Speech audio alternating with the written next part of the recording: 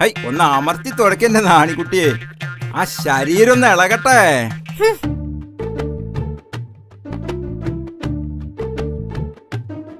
നാണിയോട് ഞാൻ പറഞ്ഞിട്ടുണ്ട്, പൂമൂത്ത ആണുങ്ങൾ ഇരിക്കുമ്പോ അവിടെ കയറി തുടക്കരുതെന്ന്. അങ്ങനെ നോക്കി അവിടെ അടിയും തുടങ്ങി നടക്കില്ല.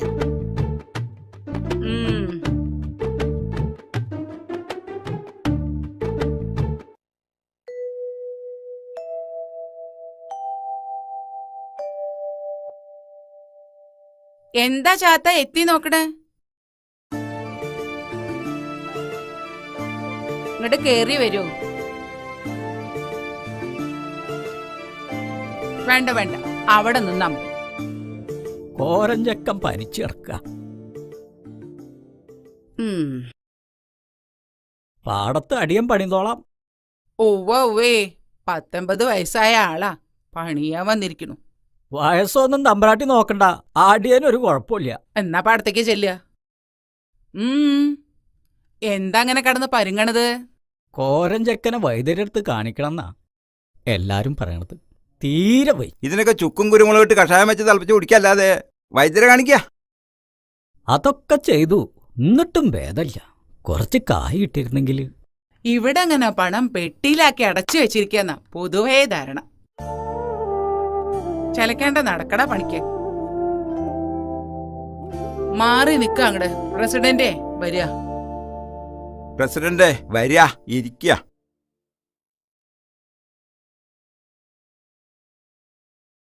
ഇരിക്കുക. ഇത്തിരി സംഭാരം എടുത്തോളൂ.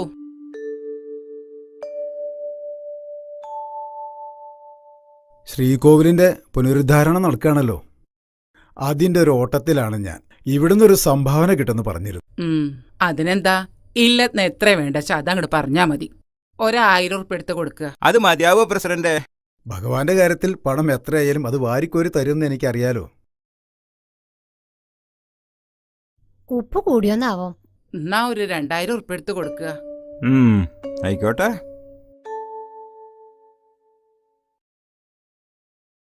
ദാനം സന്തോഷമായി തന്നെ സ്വീകരിക്കണമെന്നാണല്ലോ പ്രമാണം. എന്താ ഇവിടെ വായും പൊളിച്ച് നിൽക്കണോ? കോരഞ്ചക്കം പനിച്ചു കിടക്കുക. മനുഷ്യന്റെ കാര്യത്തിനേക്കാൾ കൂടുതൽ ദൈവത്തിന്റെ കാര്യത്തിലാണ് ഇവിടെ പ്രാധാന്യം. അല്ല മാഷേ, അമ്പലത്തിലേക്കൊന്നും കാണാനില്ലല്ലോ, തിരക്കാവൂല്ലേ? എനിക്ക് തിരക്ക് മനുഷ്യന്റെ കാര്യത്തിലാ.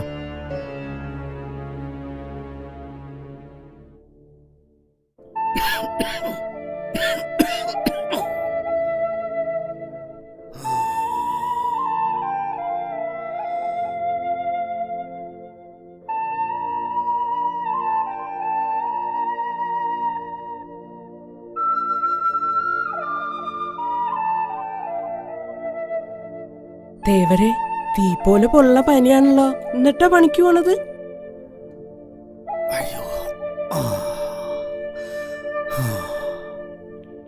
ചായ കുടിച്ചോളി.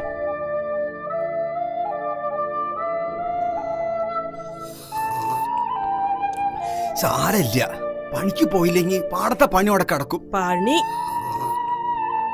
വയ്യാത്തപ്പനല്ലടി പണിക്ക് പോണ്. ഇജ്ജ് മിണ്ടാതൊരു ഭാഗത്ത് അവിടെ കടന്നോ. എനിക്കിപ്പോ 80 ആയിട്ടുള്ളൂ. ഇളിക്കൊന്നും വേണ്ട. എന്നോട് കൈക്കോട്ട് പണിയിൽ മുട്ടപ്പാടെ ഒരു ചേർമനായിട്ടില്ലടി. ആ ഇതാ പെരട പിന്നിലുണ്ടച്ചാ. ആ ഇനി പയങ്കഞ്ഞി ഉണ്ടെങ്കിൽ എടുത്തേക്കടി.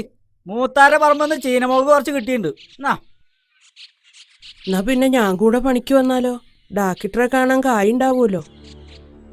വേണ്ട നീലി, ഇജ്ജ് അങ്ങോട്ട് പണിക്ക് പോണ്ട. തമ്പുരാന്റെ കണ്ണ് ചീത്ത കണ്ണാ. ഞാൻ അവിടെ പലതും കാണുന്നുണ്ട്. ആ മഞ്ചളുട്ടിയുടെ അനിയനല്ലേ ഇത്? എന്താപ്പോ മൂത്താരുട്ടി ഈ വഴിക്കൊക്കെ ആവോ? അമ്മാവ എന്നെ അങ്ങനെ വിളിക്കല്ലേ, എനിക്കൊരു പേരുണ്ട്, രാമൻകുട്ടി. ഇത് മാഷ് തന്നയച്ചതാ. നമുക്ക് എത്രയും പെട്ടെന്ന് കോരൻ ചേട്ടനെ ആസ്പത്രിയിൽ എത്തിക്കണം.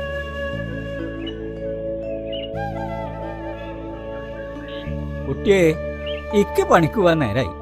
അമ്മാവ, ഇത്രയും കാലം നിങ്ങൾ തമ്പ്രാക്കന്മാർക്ക് വേണ്ടി അധ്വാനിച്ചു. ഇനി കുറച്ച് വിശ്രമിക്കാം. കർഷക പെൻഷൻ പാസ്സായി വരൂത്രേ. എല്ലാം മാഷ് പറഞ്ഞയച്ചതാ. അപ്പാ, മാഷ് പറഞ്ഞാ പിന്നെ അതിനൊരു എതിർവാക്കില്ല. നിങ്ങൾ ഇനി പണിക്ക് പോണ്ട.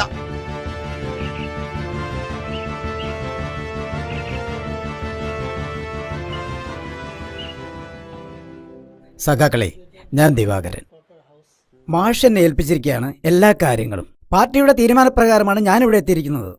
ഇനി നിങ്ങളുടെ എല്ലാ പ്രവർത്തനങ്ങൾക്കും ഞാൻ നിങ്ങളുടെ കൂടെ ഉണ്ടാവും. കോളനിയിൽ ഒരാഴ്ചയായി പട്ടിണിയിലാ പലരും. കൂലി പോരാന്ന് പറഞ്ഞപ്പോ പണി നിർത്തിക്കൊള്ളാനാ തമ്പുരാൻ പറഞ്ഞത്. ഇങ്ങനെ പോയാൽ നമ്മൾ വിളിച്ച പലരും വരാണ്ടാവും. കുറഞ്ഞ കൂലിക്ക് പണിയെടുക്കാൻ കോളനി ആൾക്കാരുണ്ട്. പഠിച്ചത് മതി, അച്ഛൻ പണിക്ക് പോയി തുടങ്ങാനാ പറഞ്ഞത്. അച്ഛൻ വയ്യാണ്ട കടപ്പില. ബാലകൃഷ്ണ, പഠിക്കണ കാലത്ത് പഠിക്കണം. നിനക്ക് എന്ത് സഹായത്തിനും ഞങ്ങളുണ്ടാ കൂടെ. അതെ, കാര്യങ്ങളെല്ലാം മാഷ് എന്നോട് പറഞ്ഞിട്ടുണ്ട്. പണിയെടുത്ത അധ്വാനത്തിന് ന്യായമായ കൂലി നമുക്ക് വേണം. പിന്നെ കോളനിയിലെ എല്ലാ കുട്ടികളും സ്കൂളിൽ പോകണം. ഇവരുമായി കൂട്ടുകൂട്ടരുന്ന വീട്ടിൽ നിന്ന് പറയാറില്ലേ?